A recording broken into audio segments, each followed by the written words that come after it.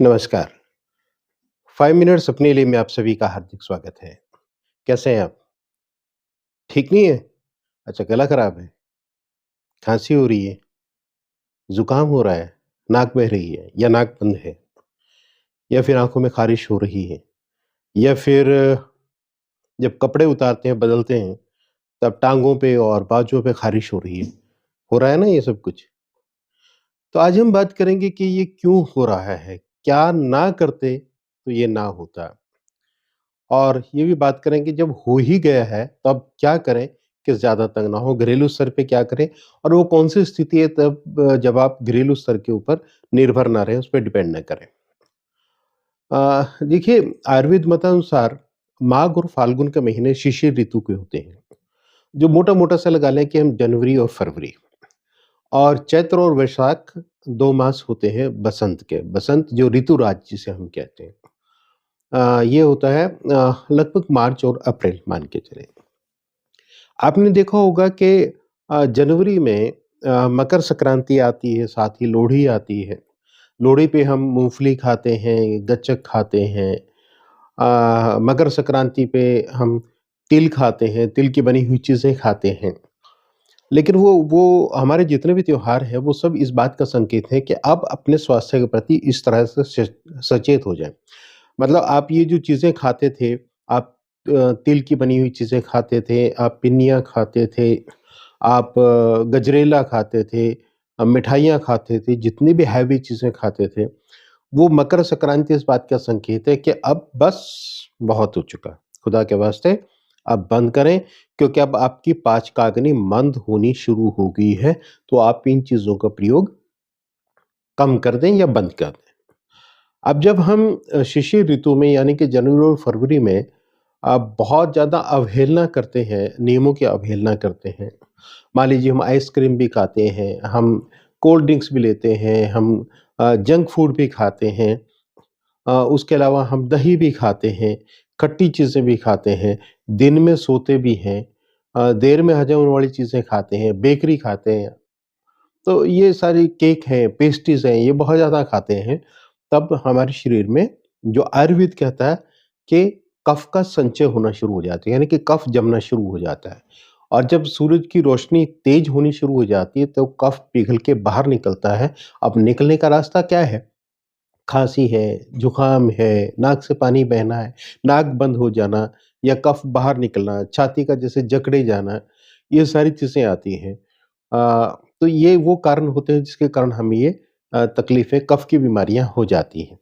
अब आगे जो आने वाला समय है बसंत का, इसके अंदर नए-नए फूल खिलते हैं। ऋतुराज इसलिए कहा जाता है कि भँवरे हैं, वो फूलों पे मंडराते हैं। नए-नए परागकण होते हैं, फूल नए-नए खिलते हैं, बहुत हरियाली आ जाती है, चारों तरफ सरसों ही सरसों हो जाती है। इतनी सारी चीज़ें होती हैं, लेकिन इसके साथ-साथ इनसे बहुत सारे लोगों को एलर्जी भी होती है।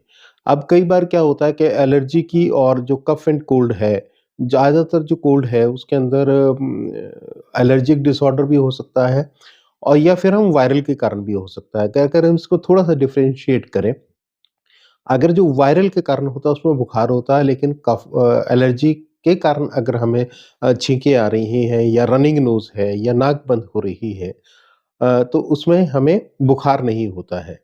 अब दूसरी तरफ कोल्ड में आँखों में इतनी इचिंग नहीं होती है, बहुत रेयरली आँखों में ख़ारिश होती है, लेकिन एलर्जिक डिसऑर्डर के अंदर आँखों में बहुत ज़्यादा ख़ारिश होती है। एलर्जिक डिसऑर्डर के अंदर गला उतना ख़राब नहीं होता है, जितना कि कफ़ या वायरल में गला ख़राब होता है। 4 से 7 दिन तक वायरल लेता ही है, लेकिन हमें सावधानियाँ 2 महीने पहले ही यानी कि जनवरी से ही वो पूरी सावधानियाँ बरतनी शुरू कर देनी चाहिए, जिससे कफ हमारे शरीर में जमा ही ना हो। अगर कफ नहीं जमा होगा तो वो बाहर निकलने में आसानी हो जाएगी।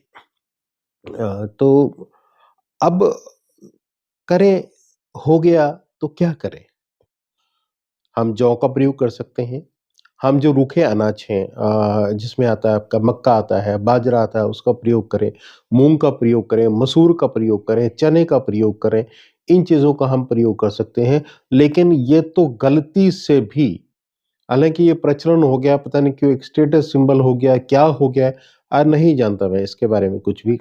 ख़ास तौर पे युवा पीढ़ी के अंदर एक ज़बरदस्त किस्म की बीमारी पैदा हो गई है कि पूरी सर्दी भर वो आइसक्रीम और कोल्ड ड्रिंक्स मैं बार-बार आप लोगों से अनुरोध करना चाहता हूँ कि प्लीज़ उस प्रभु के लिए, उस खुदा के लिए अपने ऊपर रहम कीजिए। ये चीज़ें मत प्रयोग कीजिए, पैक्ड चीज़ें मत प्रयोग कीजिए, थोड़ी-सी ज़हमत बढ़ाइए, किचन तक जाइए, अपने आप कुछ चीज़ें खाने के लिए तैयार कीजिए। अपनी सेहत का सवाल है, कब तक आप यूँ अपनी दवाइयों के ऊपर पैसे खर्च करते रहेंगे? उससे आपके जहाँ जेब ढीली होती है, वहीं आपका शरीर भी ढीला होना शुरू हो जाता है, आपकी एफिशिएंसी कम हो जाती है। आप उतनी क्षमता के साथ काम नहीं करते हैं, तो आपको बहुत ज़्यादा नुकसान होने का डर रहता है। एक आप व्यायाम करना शुरू कीजिए। हल्की चीज़ें खाइए, लेकिन व्यायाम भी ज़रूर कीजिए। सुबह पार्क में घूमने निकल जाइए, सैर बहुत कीजिए, लंबे-लंबे साँस लीजिए।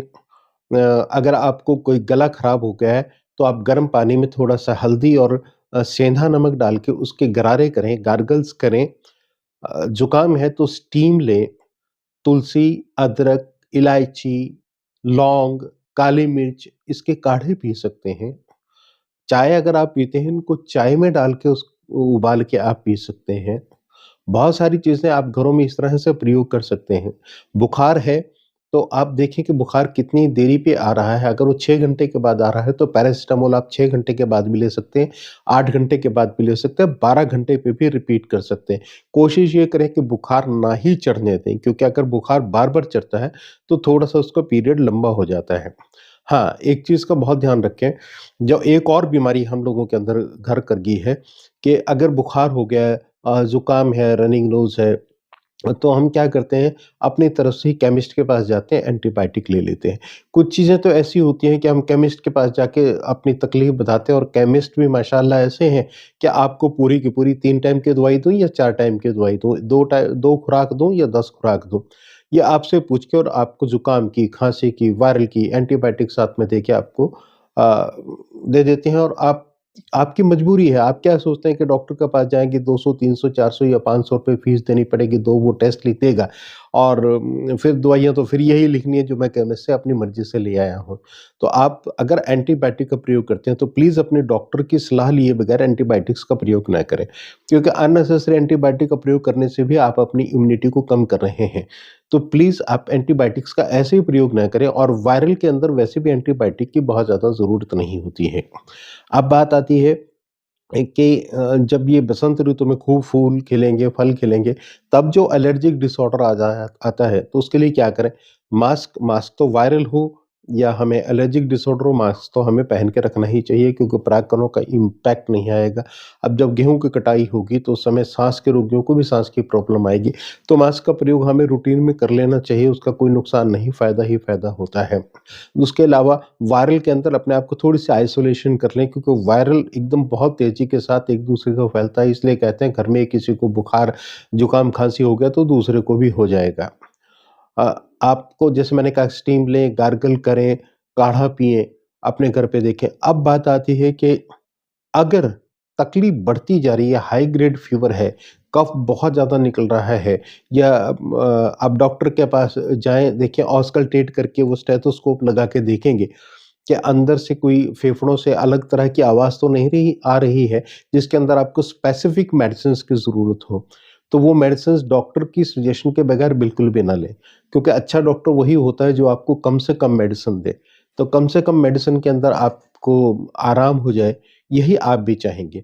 तो प्लीज़ आप इन चीज़ों का बहुत ध्यान रखें और इसमें जैसे उड़द है, आलू का प्रयोग कम करें, उड़द का प्रयोग कम करें, प्याज का प्रयोग भी कम करें।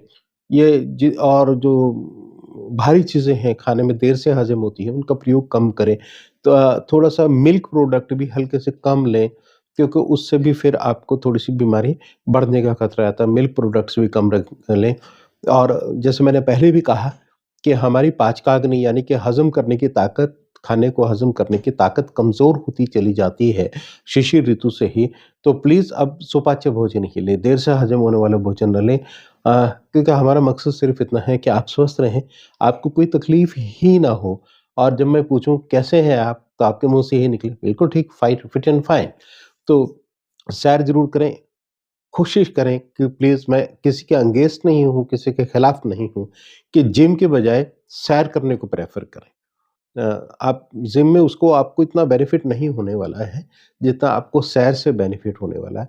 तो मास्क लगाएँ, सैर करें, खाना हल्का खाएँ, तुलसी, अदरक, काली मिर्च, इलायची, लौंग, इसका काढ़ा या चाय इसकी पिएँ। स्वस्थ रहें, मस्त रहें। आप सभी का बहुत-बहुत धन्यवाद।